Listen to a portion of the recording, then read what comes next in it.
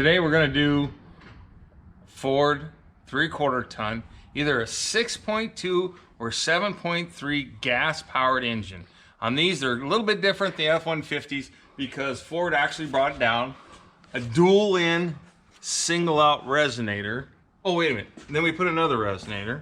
Oh, wait a minute. We put another muffler. And, oh, wait a minute. My brother-in-law sells these little cute resonators, and we put another one. So this poor truck, whether it's a 6.2 liter or 7.3 liter gas, this truck is particularly 2020 7.3 liter gas. They put 4 mufflers on it. So we're gonna put true dual exhaust. We had to trick up our X pipe or pulse chamber a little bit because this is a dual in single out resonator. This truck has about 5,000 miles on it. You can see how hot it's getting driven. So we're gonna cut them, whether it's a 6.2 liter or a 7.3, we're gonna cut it here and here. We're gonna get rid of this dual in single out resonator. Then we're gonna put on our trick X pipe. And dude, it took me a while to get this to work just the way I wanted to. But we're gonna start with that. We're gonna get rid of all the back pressure and resistance so we can make more power, more mid-range, and gain mileage on this poor old girl. Build a pulse chamber in our exhaust system is because the left-hand head pipe is the big long one, comes off the outside of the motor, comes down and across, and goes in on the top. And the right-hand side is a little short one, comes down, comes in. So we're gonna put a pulse chamber on this. We're gonna take and balance it together. Instead of making it true duals, we're gonna make it blend because the unequal length head pipes, so we don't have that wall, wall, wall, wall in the cab. So we're gonna start by using our trick looking pulse chamber.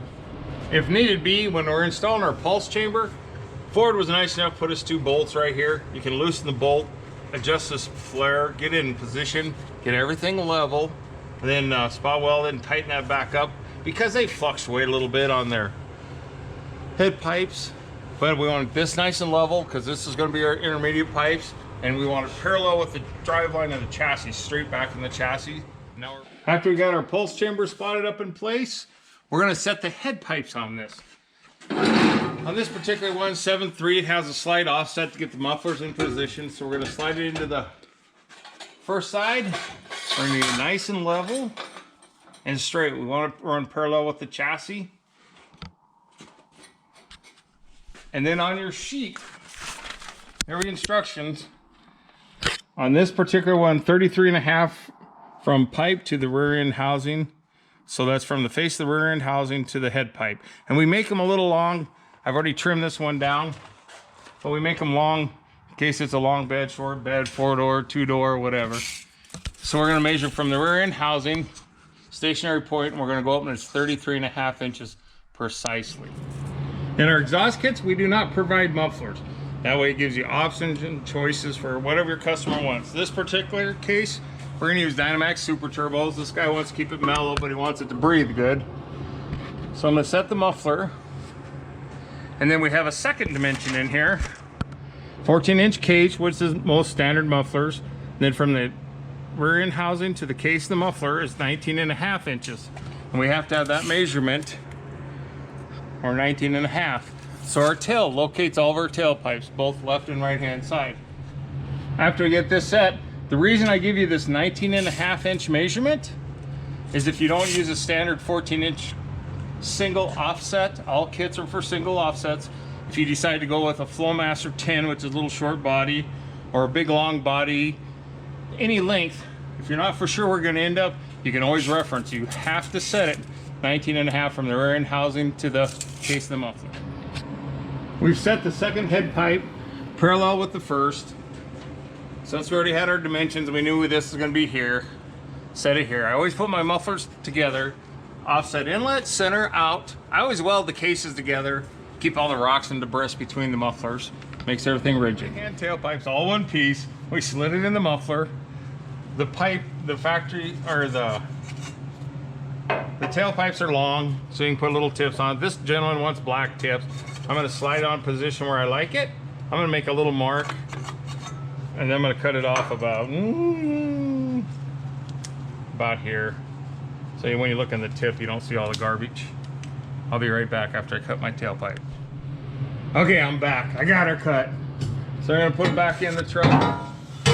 Put it back in my muffler.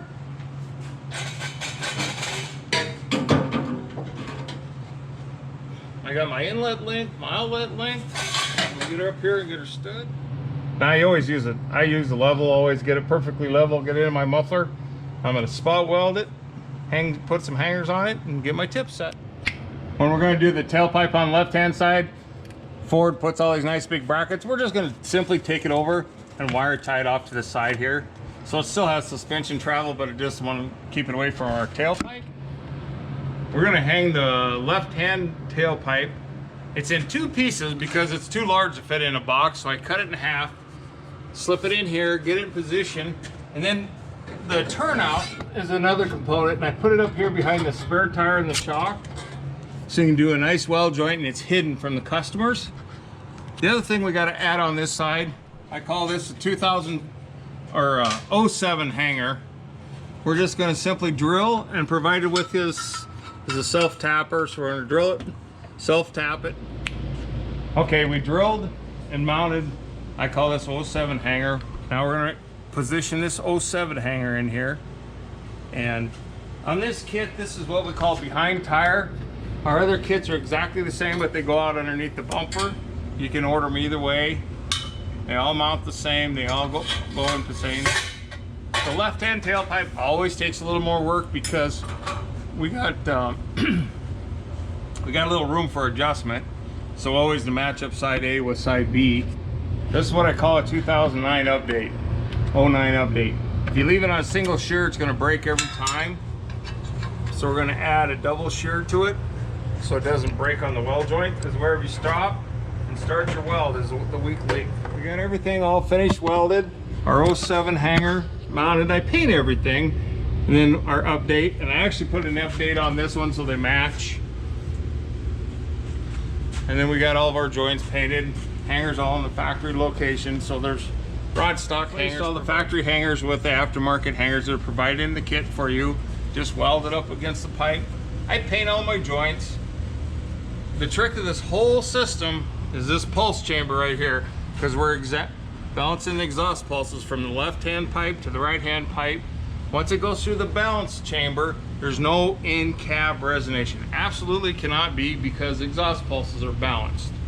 I don't care what kind of mufflers you want to put on your system. Silver ones, black ones, blue ones, red ones.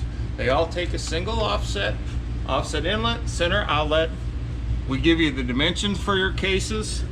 If you have something other than a 14-inch case, all the mufflers do now is take care of the sound at the end gate or the bumper. All we're doing is tuning it with different mufflers. Whether customer, this one we did Dynamax Super Turbos, he wants it nice and mellow. If you wanted something aggressive, we go to Flowmasters. So our system is professional grade. You have to cut and weld. It's been done. I've been doing this since 1989. Our mandrel bender I've owned for 2 years.